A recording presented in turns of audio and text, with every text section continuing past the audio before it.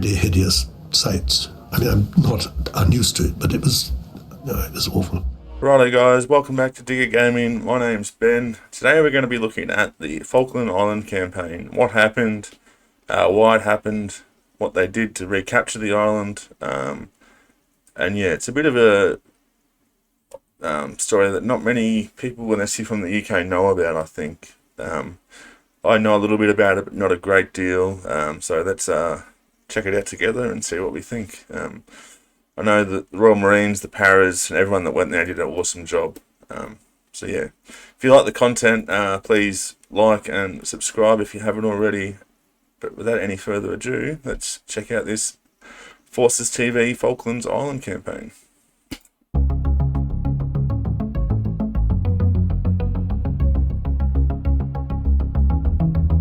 Dear friends, I'm afraid I'm not being given the time to say farewell to you all as I would have wished by speaking to each of you personally. The House meets this Saturday. I have to say, Margaret Thatcher was a pretty badass Prime Minister. I don't know what you guys over in the UK think, but she did act swiftly and did do stuff pretty quickly. I can't imagine what it would have been like to have a foreign sort of island that belongs to your nation. I suppose it would be a bit like if someone invaded Tasmania for Australia, which would be strange, but we'd get it back pretty quick, I think. To respond to a situation of great gravity. We are here because for the first time for many years, British sovereign territory has been invaded by a foreign power. Of course, none of us really even knew where the Falklands were at that stage. I mean, as a Scots regiment, people were asking whether it was off the coast of Scotland.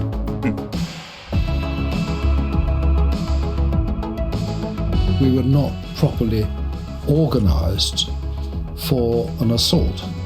There was no way of getting there except by... So, from what I understand too, this is at sort of the height of the Cold War.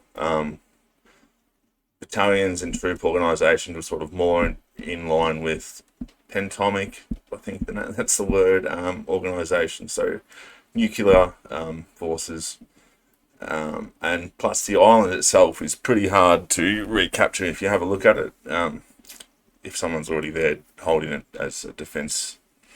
Flying via Argentina. Yeah, exactly. And there's some Royal Marines. Looks like they have what we call the SLR or the FNL. Only recently just changed the uniform. Still got the green beret. Love the fact that they wore the berets into battle. That is awesome.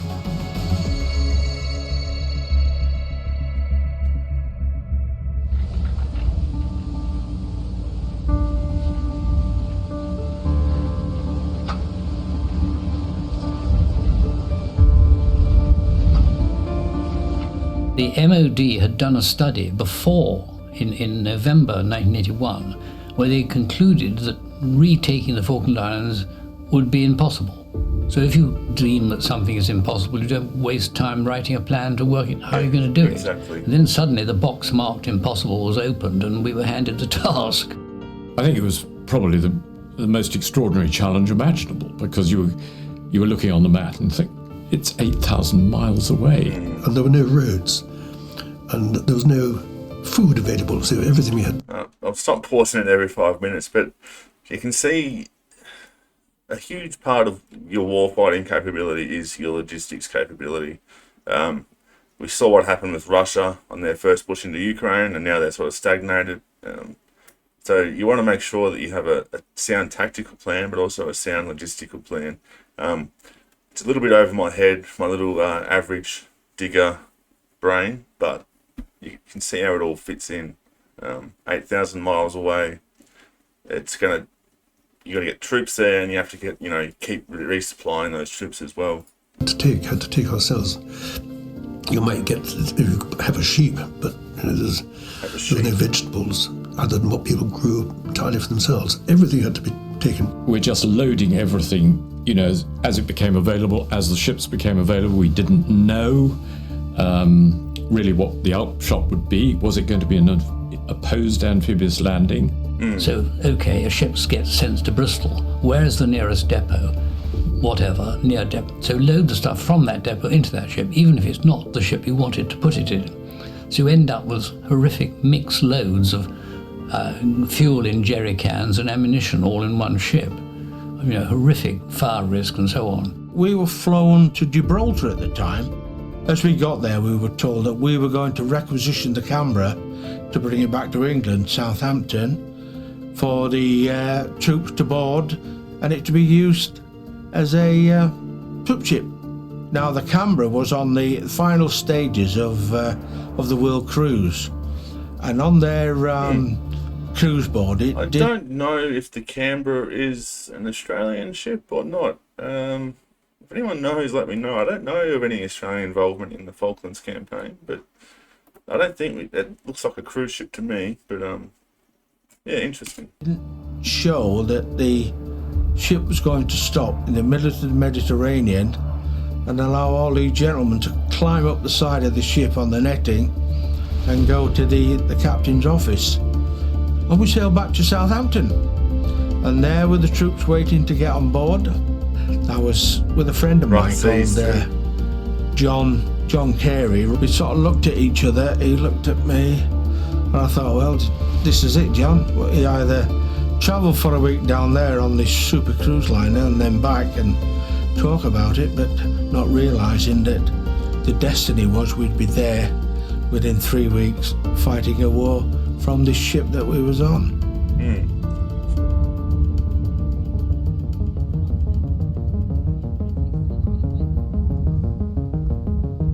It was historic. Yeah, so that's the other thing too. When you're so far away, it's hard to get that fast air support. That's one of the reasons why you can see China at the moment trying to requisition islands in the Pacific close to powers like Australia, and probably Indonesia too. That way they don't have to fly or use carriers, aircraft carriers. You can take off from the land. Huge necessity. Historically, a very poor bomber. In theory, you take about 12 Vulcans because of their inaccuracy as opposed to the accuracy of their bombing to put out a runway. The whole bombing system in a Vulcan was no better than the blanks and things like that. It was not accurate, and the chances of actually getting one where we actually planted it, which was almost exactly where we were aiming, was one in, I don't know, a hell of a lot. That's something that's changed now from, just in a couple of decades. We have smart bombs now that sort of can hit, a metre-sized target, if not less. We really didn't expect to actually put a bomb on the runway.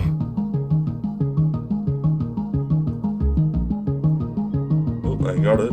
He'd done the job, he dropped the bombs, and he was returning to his rear rendezvous Royal Air Force. with the bombing mission completed. At that point, I must admit, the crew just descended into whoops and hollers, and everybody was punching the air, and we were sort of patting ourselves on the back, if you like.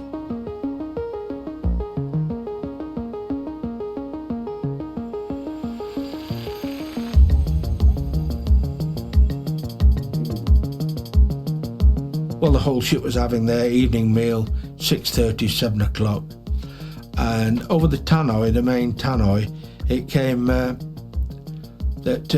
gentlemen, I'd like to inform everybody, or words to this effect, that the Argentinian cruiser, the Belgrano, has been sunk by one of our submarines.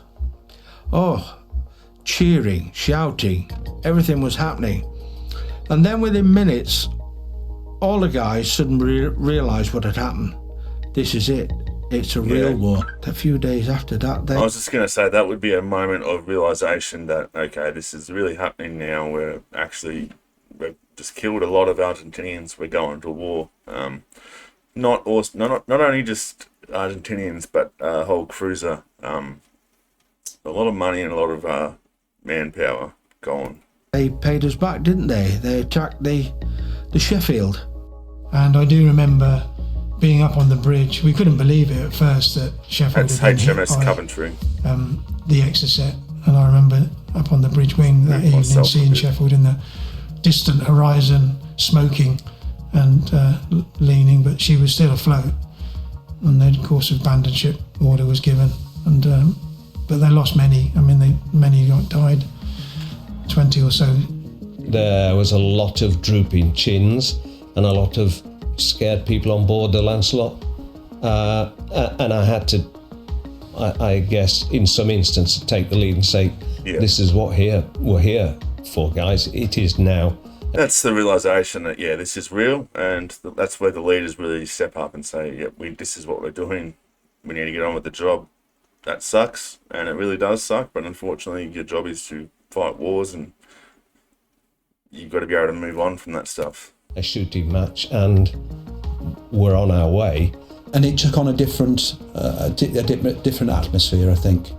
And then we started to move south, and then we were told how we were going to deploy, that we would leave the Canberra by landing craft to go on to Fearless, and then from Fearless we would actually do a beach landing, World War II style. Sheffield didn't change our landing plans at all, no. But it made landing at San Carlos even more attractive, because it meant that we were quite safe from Exocet, because if you're in a bay like that, the Exocet's radar picks up the largest target. Well, the largest target's the land, so it rushes off and attacks a hill or a big rock or something and leaves you alone.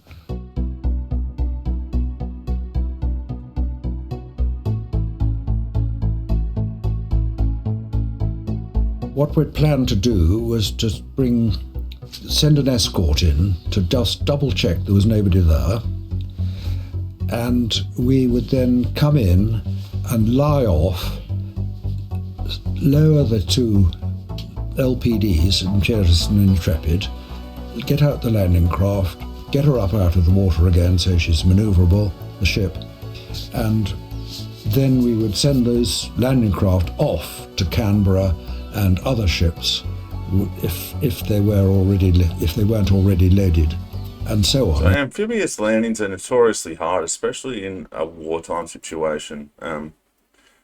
Australia did one with New Zealand and a few other countries on East Timor. That was in 1999. But the seas were particularly rough here, I heard. And we'd start the landing, and then they would go on in, and then the ships would follow in when we were certain there was no opposition in there and no mines. So the first people to do the mines testing were the escorts with the landing craft. Jeez. The landing craft didn't find mines on the beaches, thankfully. The escorts didn't find mines in the water. That's our briefing was that really. Our landing craft would leave at such and such a time, because they like to keep all the timings right. It would be dark. The weather wasn't too bad out there. It said, and then we'll be taken to Port St Carlos Beach, or our debussing point would be Port St Carlos. We got into the landing craft. The back gates, as I call them, they open. Out go the landing craft. It was light, beautiful sunny day, and above us, jet aircraft flying around, zooming bombs down into the bay, shooting up some of the ships, shooting up some of the landing craft. Jeez. Once we got ashore, we realised we didn't have air superiority. These ships were very vulnerable, so we had to run. So, as we know from what happened in Ukraine, air superiority is huge. I didn't know this at the time, but I can't say I would want to be on a landing craft with fast air strafing ships. It would have been terrifying. On all the stocks ashore into Ajax Bay, we realised that these ships were far too vulnerable and they had to get out, so we had to offload as quickly as we possibly could. But we were not able in night time to offload everything. We just couldn't do it.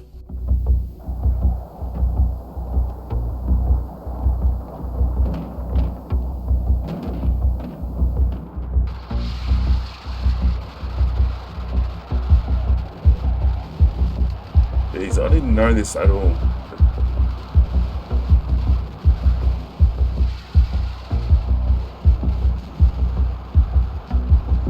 We had intelligence from our special forces from mainland Argentina that were dug in. Yeah, I was going to say, I don't know off the top of my head, but I think there was a SBS, maybe a SAS team that did try and do some reconnaissance with the weather and landing sites, but not 100%. The enemy aircraft had taken off. I stood there turning around talking to the captain, who was literally back to back with me. So we're just about to be attacked by 2 enemy Skyhawks. And I think that with not seconds literally within saying that, battle station, there was this loud thud and everything seemed to go into slow motion. And I realised then I was pretty seriously injured. I didn't know how bad at the time, and crawled out to the starboard door. It was going over port side. So you can see here the seriousness and how hard it would have been to take the island. They didn't have air superiority, so they couldn't get the jets they needed down there. Sad that this happened, but yeah, that slow motion thing, I've experienced that before, and it is a weird feeling. And then it goes into slow motion for a little while, and then it's back to normal. But not this serious. 10 helicopters. I thought, oh my God, this is awful. Because the helicopters that were going to, the heavy lift helicopters, Chinooks, one got off, Bravo November, which was wonderful and hugely useful. But my goodness, with the other helicopters, how much easier it would have been. Yeah. He's not got one at the spot they gave you. Typical infantry. That's Royal Marine Commandos are best at. You can see they're sort of in what looks to be almost platoon size elements, probably a company moving up this feature. Wide open, freezing cold, would not have been fun. Being in the regiment is moving from A to B at speed, or as best you can. Yeah, hence the single It's something file. we are proud of in the regiment, where we can get around quite quickly. The Marines call it yomping. As I said, I've served with them. It's a little bit slower, but that's rivalry between us and them. How the Marines in Paris did the marches they did is extraordinary and much to their credit. The bottom line is that when a place is cold enough, it becomes dry because of ice and snow freezes the water. When it's not quite cold enough, you are just wet all the time. And that wetness is what absolutely destroys you, especially when you have the wind chill factors that you have down in the South Atlantic. So wetness is never fun. Same for jungle environments. Never experienced anything this cold, but freezing cold in the jungle. Freezing cold in this sort of situation would be terrible. Good on them. The operating conditions were horrendous. That's when the guys were going down with the frostbite on their feet. I'm led to believe that it takes a few weeks for the toes to go black, but when we examined some of the soldiers, they'd gone black in a matter of days, so they had to be shipped out.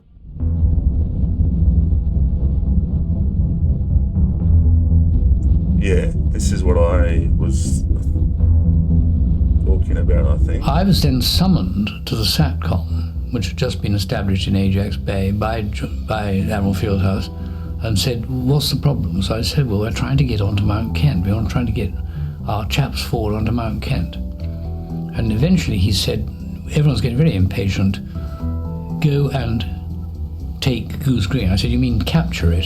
He said, yes. I understand he had this idea put into his head by someone else. And he was understandably quite worried about the fact they were losing a lot of ships and there wasn't any sort of visible progress being made. I assured him we weren't just hanging around doing nothing. So we now switch our attention to Goose Green, or a lot of our attention to Goose Green. and I send H. Jones and 2 para down to Goose Green. We started advancing on what was effectively the battalion centre line. Things seemed to stop. I remember it was raining really heavily, and we were trudging down the centre line, and the guys lay in the mud either side of me. I had no idea who they were, what the score was. Lieutenant Colonel Jones, Captain Woods, Lieutenant Colonel.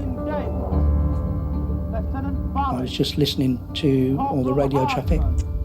Something that always gets me is a tradition that I think a lot of militaries do, is the roll call after battle. At the RSLs here, we do it every year. And not hearing that name being, called out, yep, I'm here, is quite emotional. Colonel Jones was on the radio. He was clearly frustrated, to say mildly. He was shouting and screaming, I want mortars, get me mortars. There are people dying up here. And I never heard him on the radio after that. I under-resourced them. It was entirely my fault. H. Jones asked to have light armour, and I said, you can't have... That is a sign of a good leader there. He's just said, it was my fault. You can't get better at leading if you don't, or at anything, if you don't learn from failure. It's going to happen at all levels. But if you don't embrace it and take it, if you try and say, no, I didn't fuck up, then you're just not going to ever learn. Signs that he was quite a good leader. In my opinion. I didn't want to bog down on the way there. I should have taken another commando and gone myself and made a big operation out of it, in which case we would have got through much quicker. Hindsight. But all power to 2 Para's elbow. They won it with very little help from anybody else, and good on them, well done.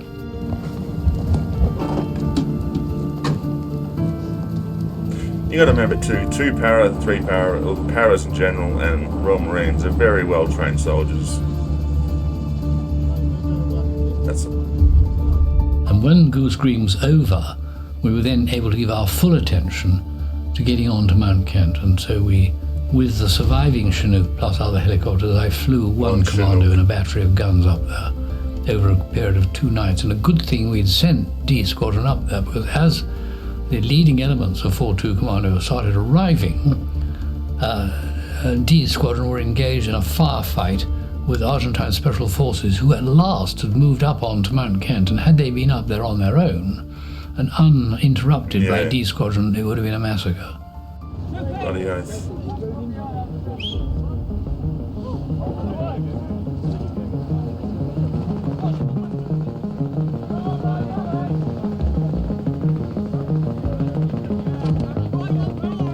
We had sent Sir Tristram in, loaded with ammunition and stuff for them, on the understanding that the landing craft would be there under orders to empty her and get her back the following night. What we didn't know is, because Sir Tristram was quite reasonably keeping radio silence, was that she was not unloaded. Galahad came, finding Tristram where he'd hoped to go and hide. One thing I like here is you can see how all the little working parts come together.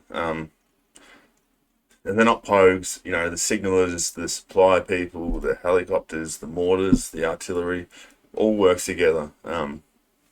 You got the commandos and the paras and the Welsh Guards doing some of the fighting, but without the support, really nothing that they would be able to do. Under this cliff, well, not hide, but be protected by the cliff. So he anchored further out.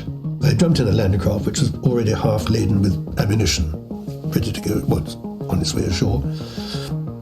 And they said, right, we're actually going to go via Galahad to find out what's happening. On the stern were 2 guards officers, and they said, we're trying to get to Bluff Cove. I said, well, you can go to Bluff Cove tonight. I'll take you to Bluff Cove tonight, but during the daylight, you've got to get off the ship. This ship and the other one are sitting ducks. Somebody shouted, air raid warning red. and I looked up and I saw the silhouette of an aircraft overshoot the hull. Seconds later, there was a loud bang and it all went orange. I was more angry then than I've ever been in my life, ever. And there's some pretty hideous sights. I mean, I'm not unused to it, but it was awful.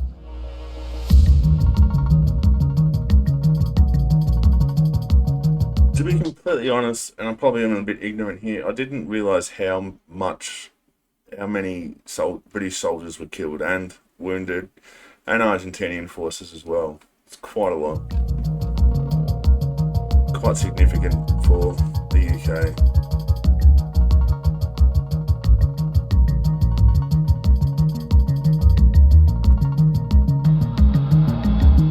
That first troop setting across that 1,000 metres of open ground, I watched with my heart in my mouth. Yeah. Eventually it disappeared from my sight.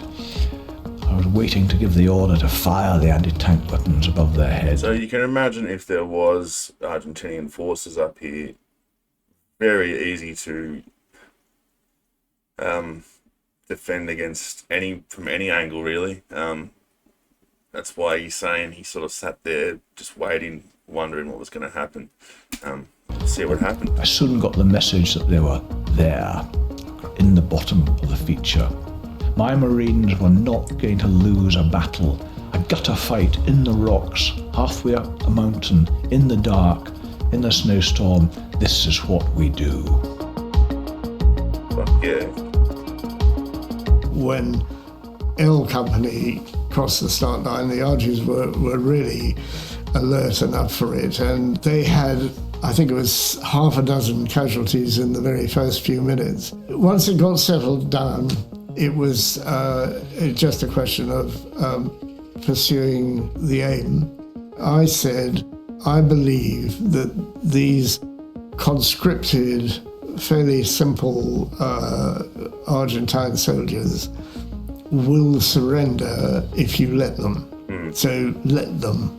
And that's what happened. In this case too, conscripts probably don't really want to be there. You've got professional soldiers being Royal Marines and paras pushing up on them. It's a pretty bleak outcome if you were on that feature. Yeah. But they fought to begin with, and then when they realised that things were not going their way, they legged it, and we let them. Very professional. Well, they got right to the base of the mountain when one of the corporal's section commanders stepped on a mine, and that alerted everybody on the mountain. It came over the air. Still must be sitting there. It looks like a recoilless, what are they, 105s? Still do a lot of damage. RAP forward, urgent, casualties taken. The fighting that took place that night was by small groups of men. It wasn't controlled by the company commanders or anything, because it wasn't a company commander's war on this particular night. Just scraps. And B Company, unfortunately, took some heavy casualties that night. Ian Mackay, great guy, personal friend. We was in the same cabin all the way down to the Falklands.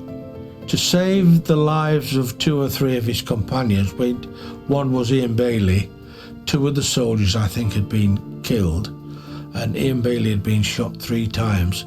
He and his platoon commander, I am led to believe, was also shot. He just took the bulls by the horn and ran straight at the position that was firing at his small detachment, and just carried on. And as he got to the top or the lip of the trench or the gun line they were at, that he was killed. He was shot.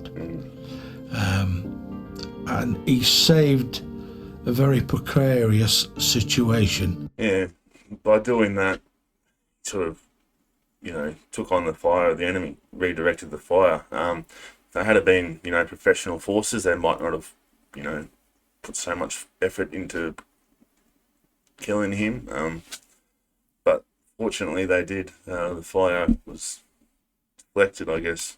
And he deserved everything that he was awarded for. Yeah, good man. Good man. It's Victoria Cross stuff, that. I don't know if he won. I believe the plan was that we'd had our battle and therefore we wouldn't have another battle, and the Scots Guards were going to advance through us onto the hills surrounding Stanley, and they would have their battle there. But when they arrived, they'd arrived in atrocious weather conditions and they were in no fit state to do anything. So at that point, because we're going to be doing a final attack, all the assets of the force were given to us. By first light, we were on the ridge, and we'd got a line of the machine guns on that ridge, looking down into Stanley, and we could see the Argentinians coming off. I think it was Mount Kent, one of those, in big clumps, and the machine guns were engaging them. Yeah, and DFSW sort of role. And it seemed obvious that the whole thing was collapsing right in front of us. There was Stanley lit up. There was Stanley just down there. That was the target and that was the aim. So to some degree, we seem to have achieved the very difficult role we were given to do successfully. So that was amazing. And of course, when you think like that, the inevitable is going to happen. And I felt a huge blow to the back of my head, shoulders and body. Jeez. I was told that the Scots Guards had a hell of a fight. And I then went round to marry up with 2 Para and congratulate them on their highly successful Battle of Wireless Ridge.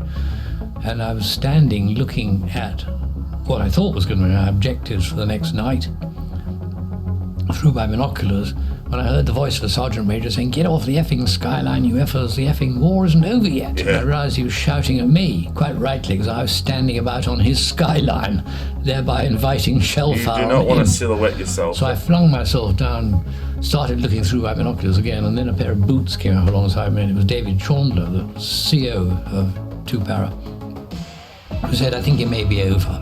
Gentlemen, I've just heard that the white flag is flying over Stanley. Well, there you go, guys. What did you think? I didn't realise, to be honest, that so many British military personnel were killed, and Argentinian personnel. I think the Royal Marines, the Welsh Guard, and the Paras did a great, amazing job of what they did to end that so quickly. But it just goes to show professional soldiers against conscripts are going to win. They've got more motivation, more they want to be there, and yeah, I'm not talking about reservists here. I'm talking about full-on conscripts that probably don't want to be in the military at all and have been sent here to a place they don't want to be. Yeah, what did you guys think? I didn't really know it was this big, so yeah, I learned something today, and I hope you guys did too. If you want to keep learning about battles like this and military stuff, please subscribe and like. Hit that the bell button so you know when I've posted, because I don't post very regularly, but I'm trying to fix that. Cheers, guys, and I'll see you next video.